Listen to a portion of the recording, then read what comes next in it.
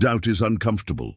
It keeps you up at night, makes you hesitate when everyone else seems sure, makes you feel slow in a world that rewards quick reactions. But Hannah Arendt would say, doubt is not weakness. Doubt is freedom. Because where there is no room for doubt, there is only one thing left: tyranny.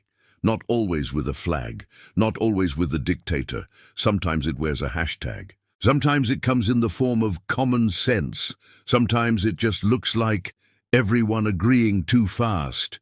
Arendt lived through what happens when doubt is silenced, when people stop thinking and start repeating, when obedience becomes a virtue, when certainty becomes sacred and questioning becomes a crime. She watched Germany turn into a machine, not because everyone was evil, but because too many people stopped thinking. They outsourced their conscience, delegated their doubt, and called it being a good citizen. For Arendt, totalitarianism doesn't begin with violence. It begins with certainty. The moment someone says, "There's nothing to discuss. This is the only truth.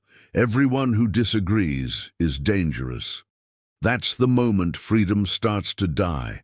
Thought is messy, but that messiness is what keeps us human.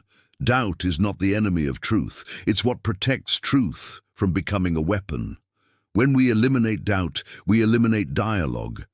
And without dialogue, there's no thinking, just shouting, just echo, just performance.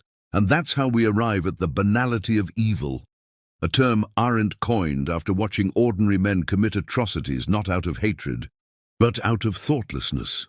People who just did what they were told, who never asked why, who never paused to feel doubt, because doubt had been erased, silenced, mocked, treated like a threat instead of a signal.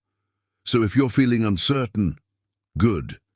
That means you're still thinking. That means you're still free. We live in a time where opinions are currency. Certainty is seductive. Everyone has to take a side, plant a flag, and scream louder than the other.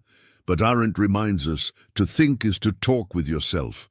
And when you stop talking with yourself, someone else starts talking for you. Tyranny doesn't always arrive with boots. Sometimes it arrives with slogans, with algorithms, with the false comfort of always being right.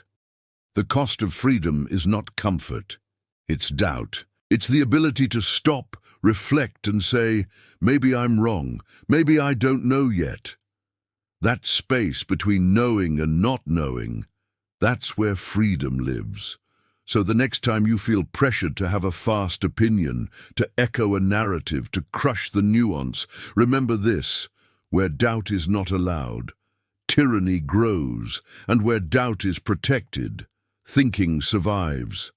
So no, doubt is not weakness.